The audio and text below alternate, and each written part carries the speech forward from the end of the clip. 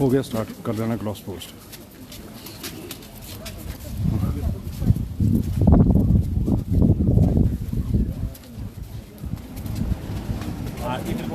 इधर आ जाओ, सामने को आ जाना।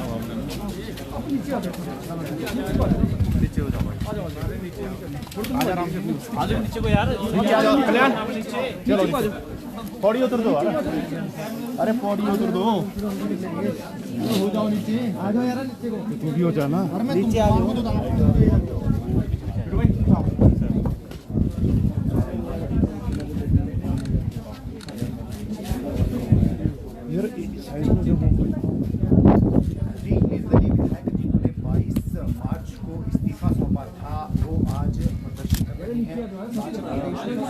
या नीचे आ जाओ, वाइड फ्रेम नीचे आ जाओ। आजा भाई, आजा पीछे।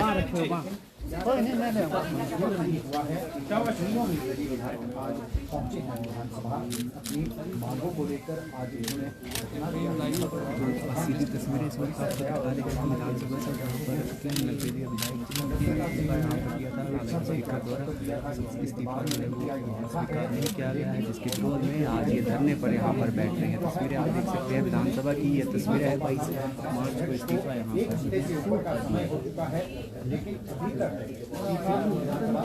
रोशन भाई मैंने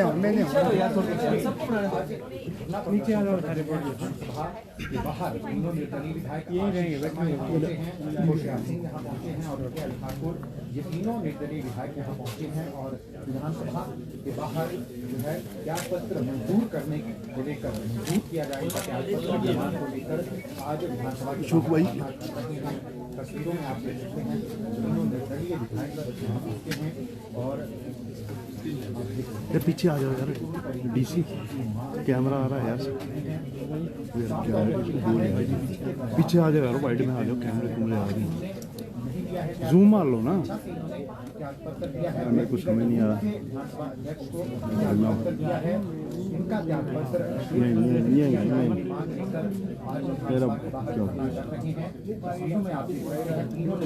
यार पीछे आ जाओ यार, एक बार बोल रहे पीछे आ जाओ यार, गजेंद्र पीछे आ जाओ यार, अशोक भाई आप भी आ जाओ पीछे, सारे पीछे हो जाओ, एक स्टेप सबका।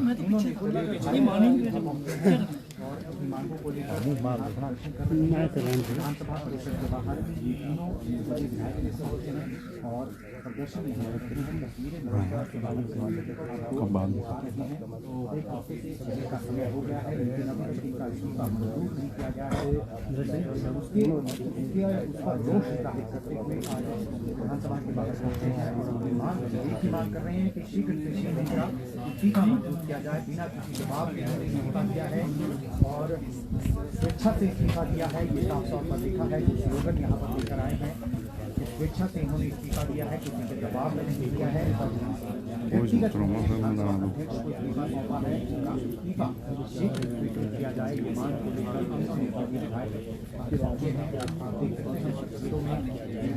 विधानसभा परिसर से बाहर से आगे आ रहे हैं। तीनों विधायक अपनी मांगों को लेकर यहाँ पर व्यवस्था कर रहे हैं। आप देख सकते हैं विधानसभा से 22 मार्च को त्याग पत्र एक घंटे से अधिक का समय हो गया है, अभी तक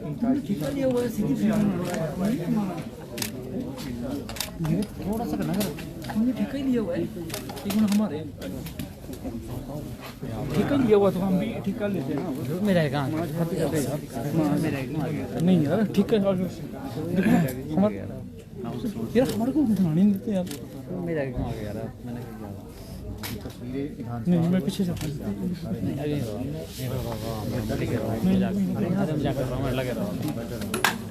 इन्होंने दिया है, साफ तौर पर इसमें लिखा है कि किसी के दबाव में नहीं दिया, स्वेच्छा से त्यागपत्र दिया है और विधानसभा अध्यक्ष को उनका व्यक्तिगत रूप से इस्तीफा दिया है। इनका इस्तीफा शीघ्र मंजूर किया जाए। आपको बता दें तीनों विधायक निर्दलीय विधायक हैं, ठाकुर नालागढ़ से विधायक, होशियार सिंह गेगड़ा से निर्दलीय विधायक हैं, आशीष शर्मा हमीरपुर से निर्दलीय विधायक थे। इन्होंने 22 तारीख को इस्तीफा सौंपा था विधानसभा की सदस्यता से, लेकिन अभी तक वो रोष जाहिर करते हुए इस्तीफा किया जाए। तस्वीरों में आप देख सकते हैं।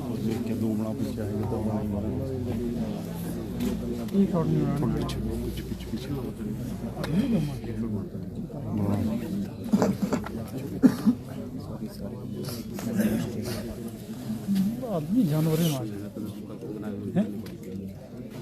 सुनते नहीं मान क्या क्या नहीं अभी नहीं एक मिनट यार मैं तो नीचे करूंगा आगे वाले बीच में नहीं लोगों लोगों पीछे रखो जिन्होंने टीटी करना है ना वो मत जाना आ गया ना जिन्होंने बाइक करनी है हाँ हाँ हाँ चलो ये देखो ये दो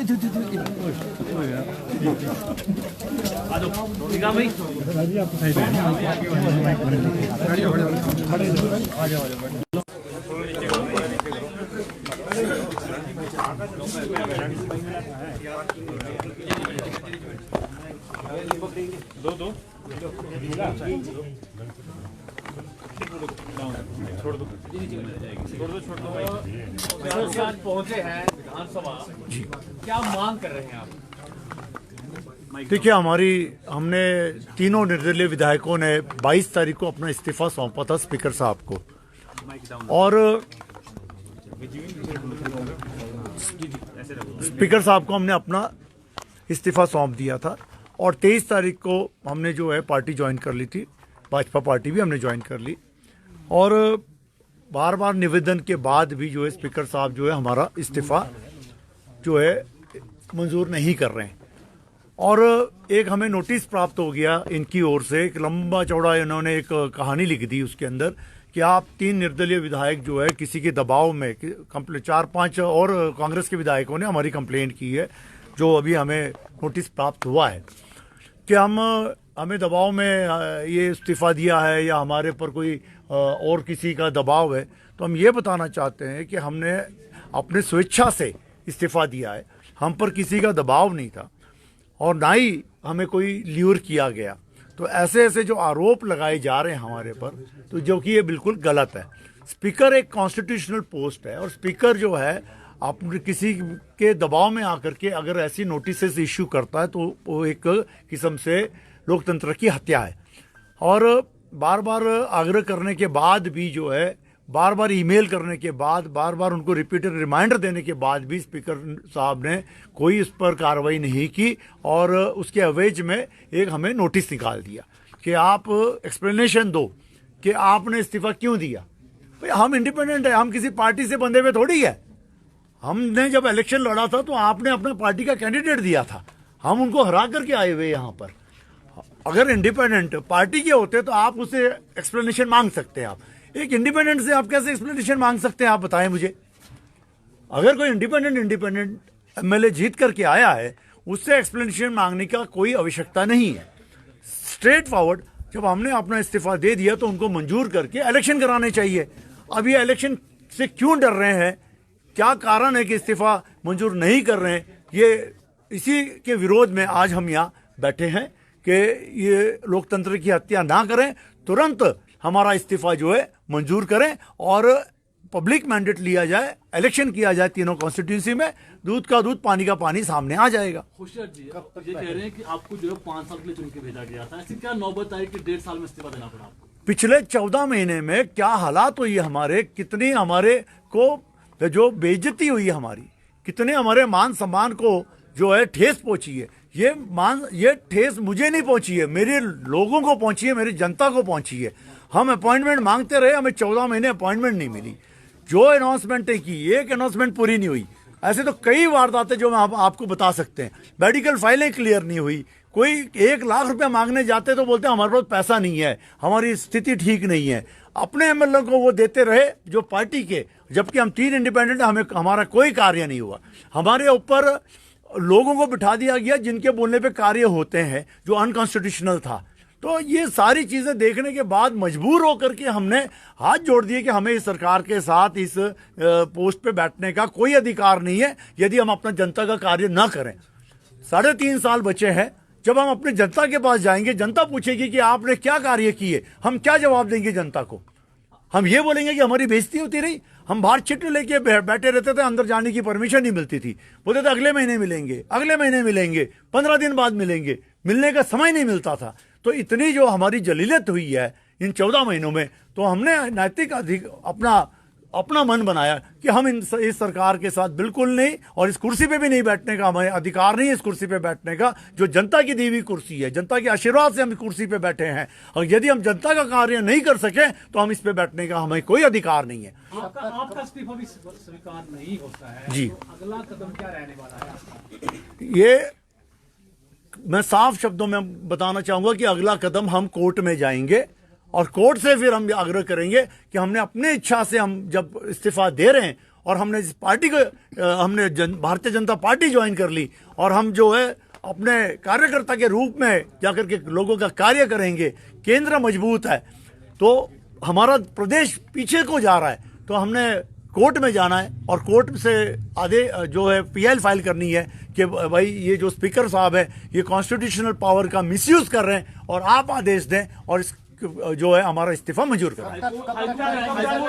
हाईकोर्ट जाएंगे या सुप्रीम कोर्ट जाएंगे? जैसे भी स्थिति बनती है, जैसे भी, बस तुरंत जाएंगे। अभी जो नोटिस जारी किया है आपको, उसमें कुछ टाइम मांगा है उन्होंने? उन्होंने हमें 10 तारीख का टाइम दिया है, और उस नोटिस को मैं थोड़ा सा कुछ शब्दों में पढ़ करके सुनाऊंगा, ज्यादा नहीं, आपको उसी से सामने साफ बातें आपके सामने आ जाएगी कि 22 तारीख को हमने इस्तीफा दिया, और 3 इंडिपेंडेंटों ने जो कांग्रेस को सपोर्ट दिया था उनको बीजेपी ने ल्यूर किया, इलीगल तरीके से, थ्रेट से, फोर्स से और पूरे दबाव से उन्होंने राज्यसभा में जो है जो वोटिंग जो है वो पार्टी के निर्णय के विरुद्ध कराई।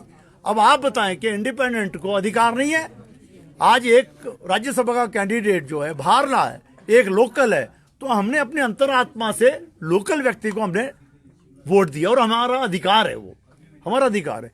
सिर्फ उस बात से जो है सरकार नाराज होती है और आशीष भाई के ऊपर एफआईआर लॉन्च करती है, केएल ठाकुर के भाई और बेटे के ऊपर एफआईआर लॉन्च होती है, इनके कारोबार बंद हो जाते हैं, इनके घरों में पुलिस पहुंच जाती है और अधिकारी पहुंच जाते हैं, तो ये इस पूरे जो है कॉन्स्टिट्यूशन का, पूरे डेमोक्रेटिक का, पूरे लोकतंत्र का जो है गला घुटा गया। तो ये कारण है। क्या फिर अब 10 तारीख का इंतजार करेंगे या उससे पहले? बिल्कुल नहीं करेंगे, क्योंकि हम इंडिपेंडेंट हैं, हम किसी पार्टी के बंधे हुए नहीं है जो हम इनको जवाब देंगे। हम क्यों इनको जवाब दें? हम क्यों इनके पार्टी के थोड़ी बंधे हुए?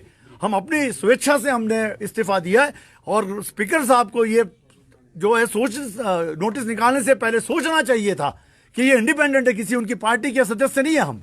कब तक धरने पे बैठे कोर्ट में रहेंगे कब जाएंगे? कब तक जाएंगे? सर हम अगले जल्द से जल्द जैसे भी कब तक बैठे रहेंगे सर? धरने में, सर आज हम बैठेंगे, हम ज्यादा से ज्यादा समय आज धरने पे बैठेंगे, और आपके सभी चैनलों के माध्यम से हम पूरे हिमाचल को ये मैसेज देना चाहते हैं कि देखिए किस तरह ये सरकार लोकतंत्र का गला घोट रही है, किस तरह जो है हम लोगों को जो है प्रताड़ित कर रही है, किस तरह हमारी कॉन्स्टिट्यूंसी के लोगों को प्रताड़ित कर रही है। ये मैं आपके सभी चैनल के माध्यम से बताना चाहता हूँ। स्पीकर से और मिलेंगे किसी धरने पे हम बैठे रहेंगे, और ये मैसेज स्पीकर तक तो जाना ही जाना है, आपके माध्यम से, आपके चैनलों से, हर जगह ये मैसेज जाएगा, पूरे हिंदुस्तान में जाएगा। और हम फिर एक बार, क्योंकि माननीय स्पीकर साहब जो है इन्होंने अपना जो है पावर्स का इस्तेमाल करना चाहिए, और हमारा इस्तीफा तुरंत जो है मंजूर करना चाहिए। क्यों डर रहे हैं हम नहीं जानते। केएल ठाकुर जी, आप भी बैठे हैं, और जिस तरह से होशियार जी ने कहा कि कई तरह के प्रेशर भी बनाए जा रहे हैं,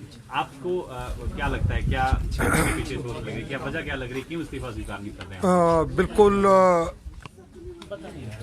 ठीक कह रहे हैं, होशियार जी ने बताया कि हम जो 3 निर्दलीय विधायक है, हमने अपनी मर्जी से, स्वेच्छा से विधानसभा के सदस्य से इस्तीफा दिया 22 तारीख को। नॉर्मली जो होता है इस्तीफा जो होता है 24 घंटे के अंदर जो माननीय अध्यक्ष महोदय होते हैं विधानसभा को स्वीकार करते हैं, और करना चाहिए, क्योंकि संवैधानिक पोस्ट है, हम बहुत मान सम्मान करते हैं अध्यक्ष महोदय का। परंतु साथ में बड़ा दुख है कि इसको बिना मतलब से एक राजनीतिक रंग दिया जा रहा है।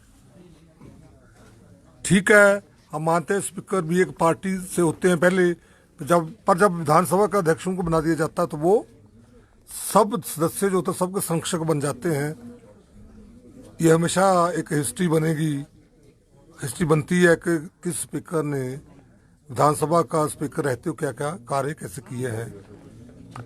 जो पहले उनका कार्य उस पर मैं प्रश्न नहीं करना, अच्छा कार्य वो अच्छा वो सहयोग दिया उन्होंने, परंतु अब अचानक हमें नहीं समझ आता क्यों ऐसा वो कर रहे हैं।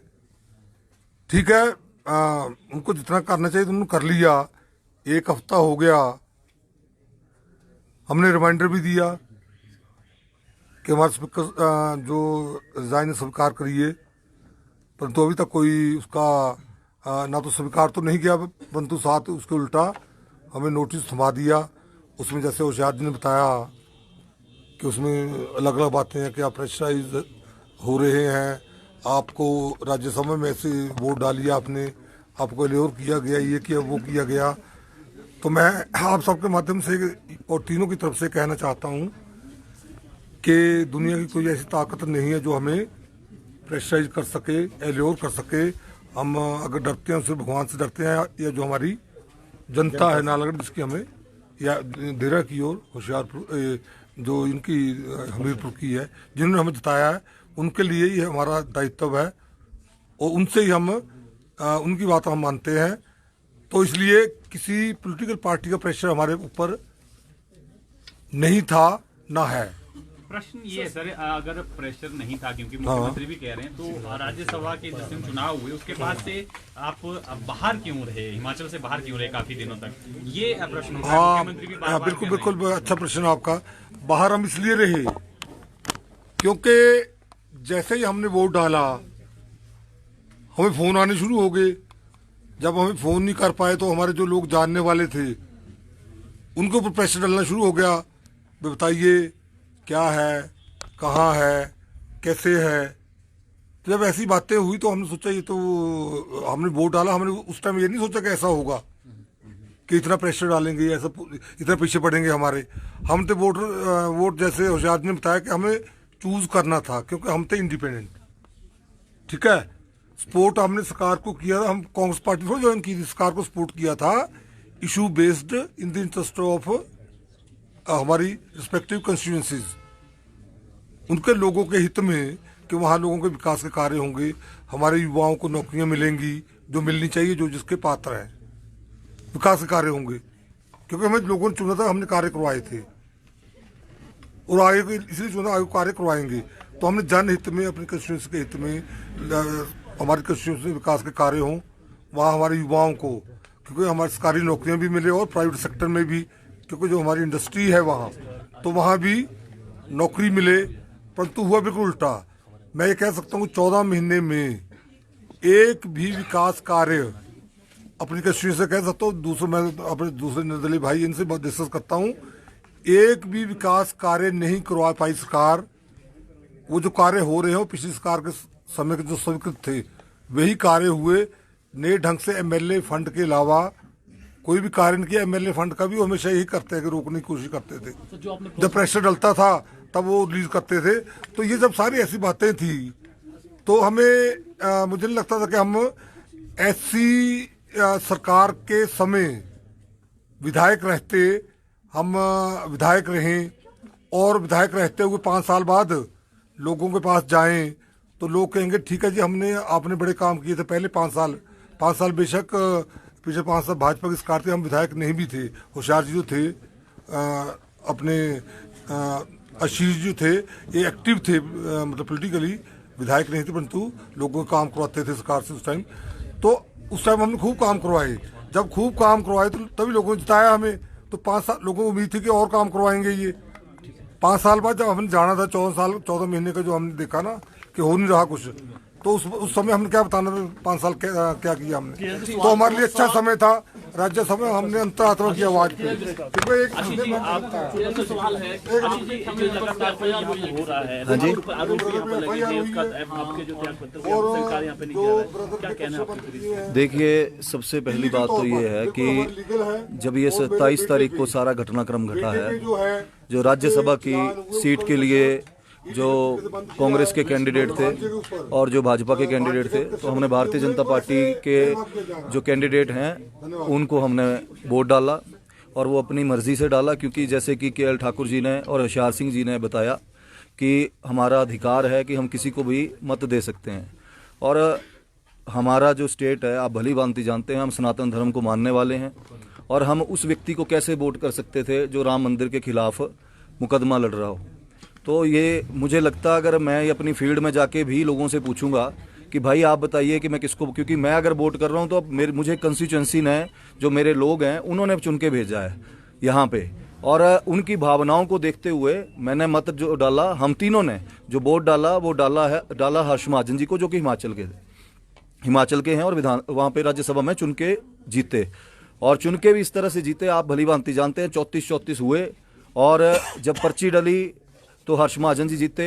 ये प्रत्यक्ष रूप से ईश्वर ने अपनी उपस्थिति दर्ज की और हमें भी उससे हौसला मिला कि जो हमने निर्णय लिया है भगवान हमारे साथ है। दूसरी बात, जब ये सारा प्रकरण हुआ उसके बाद मुख्यमंत्री जी ने झूठे मुकदमे दर्ज करना शुरू कर दिए। जो मेरे परिवार का कारोबार है, चाहे कंस्ट्रक्शन कंपनीज हैं, उनको वहाँ पे कार्य जो हैं रुके हुए हैं, मतलब जो कार्य चले हुए थे उनको बंद कर दिया। जो भी मतलब जितना भी प्रताड़ित कर सकते हैं वो हमारे परिवारों को और हमें किया गया। और ये हमने फिर निर्णय लिया कि हमने इस सरकार का साथ बिल्कुल भी नहीं देना है, क्योंकि ना तो इनमें कार्य करने की क्षमता है सरकार में, और पिछले 14 महीने से जिस तरह से विकास कार्यों की जो हालात हैं पूरे प्रदेश में, आज की डेट में कोई भी पूरे प्रदेश में जो काम चले हैं, चाहे वो पीडब्ल्यूडी में चले तो पीएमजीएसवाई या नाबार्ड के चले हैं, स्टेट हेड में कोई पैसा ना स्वीकृत किया गया। पिछले 14 महीने में हमने बहुत बार कोशिश की, मैंने तो करीब 8 महीने से कोशिश की माननीय मुख्यमंत्री जी से मिलने की, लेकिन एक बार भी उन्होंने मुझे समय नहीं दिया।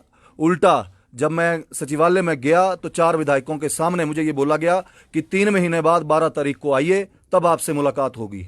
तो ये मुझे लगता है ये मेरा अपमान नहीं है, ये अपमान जो हमीरपुर की मेरी देवतुल्य जनता है जिन्होंने चुन के भेजा है मुझे, उनका अपमान है, और मैं अपनी जनता का अपमान नहीं सह सकता हूँ। मैंने ये फैसला लिया, हम तीनों ने ये फैसला लिया और अपना जो इस्तीफा है हमने माननीय स्पीकर साहब को दिया। लेकिन दुर्भाग्य की बात है कि कॉन्स्टिट्यूशनल पोस्ट पे जो ये बैठे हैं स्पीकर साहब, ये एज ए पार्टी कार्यकर्ता काम कर रहे हैं, जो कि अभी तक पिछले 22 तारीख के बाद इन्होंने अभी तक मंजूर नहीं किया। तो आज हमने ये धरना प्रदर्शन जो किया इनके विरोध में किया है, ताकि जल्द से जल्द जो है हमारा इस्तीफा मंजूर किया जाए। सरकार की वैसे भी हालात जो है पूरे प्रदेश में लोकप्रियता जो है खत्म हो चुकी है, सरकार की लोगों का विश्वास उठ चुका है, और हम चाहते हैं कि जिस तरह से पूरा देश प्रगति की ओर आगे बढ़ रहा है माननीय नरेंद्र मोदी जी के नेतृत्व में, हम भी जो लोगों के सेंटिमेंट्स हैं उनको देखते हुए हमने ये फैसला लिया है, ताकि जो हमारे नौजवान लड़के जो बेरोजगार बैठे हैं, जब 27 तारीख के बाद ये प्रकरण हुआ उसके बाद माननीय मुख्यमंत्री जी को जितना समय मिला 5-6 दिन का, जब तक आचार संहिता नहीं लगी हुई थी, इन्होंने जल्दबाजी में सबसे मिले, चाहे JOIT 817 के थे, SMC टीचर्स के मुद्दे थे, सबसे मिले और इन्होंने हल करने की कोशिश की। लेकिन 14 महीने से जब भी इनको बोलते थे तो इनके कान पे जूं नहीं रेंगती थी। आशीष जी, क्योंकि प्रश्न इसलिए भी थोड़े उठ रहे हैं क्योंकि 14 महीने, जिस तरह से आप भी कह रहे हैं कि 14 महीने तक आपका तिरस्कार होता रहा, लेकिन आप लोगों ने पहले कभी इसका जिक्र नहीं किया। राज्यसभा चुनाव के वक्त ही ये मामला जो है सामने आया। देखिए, जब मैं इंडिपेंडेंट चुना हुआ हूं, ये भी इंडिपेंडेंट है, हम या तो पक्ष में होते या विपक्ष में होते। अगर विपक्ष में होते तो शायद जोर से अपनी आवाज उठा सकते थे जो भी चला हुआ था, लेकिन हमने बड़े पेशेंटली ये सोचा कि नहीं अभी ठीक होंगे हालात, अभी ठीक होंगे। हमने बहुत कोशिश की, बहुत इंतजार किया, और आप खुद सोचिए कि जब माननीय मुख्यमंत्री जी बोलते हैं मैं गरीब आम परिवार से हूं, हम लोग भी आम परिवारों से उठे हुए हैं, हमारे भी कोई लेगेसी नहीं है पीछे, अब खुद के दम पे आए हैं, लोगों के आशीर्वाद से, महादेव की कृपा से यहाँ तक पहुंचे हैं।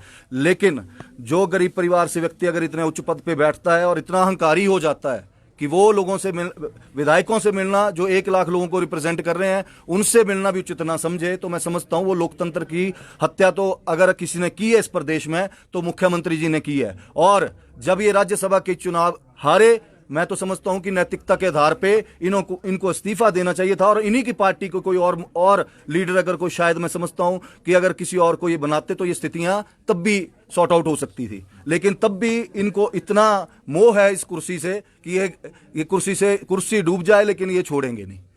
आपके धन्यवाद। मामला भी दर्ज हुआ है, सरकार को गिराने का षड्यंत्र का आरोप उसमें लगे हैं। मैं पहली बार चुना हुआ विधायक हूं, ना तो इस तरह की राजनीति मुझे करने आती है, ना ही इस तरह के मेरे संस्कार हैं कि मैं इस तरह की खरीद फरोख्त की राजनीति में जाऊं। दूसरी बात, कोई भी ऐसा विधायक नहीं है 9 में से जिसको कोई खरीद सके। अपनी स्वेच्छा से मान सम्मान की लड़ाई है, और मान सम्मान की लड़ाई जनता के बीच में जाके लड़ी जाती है।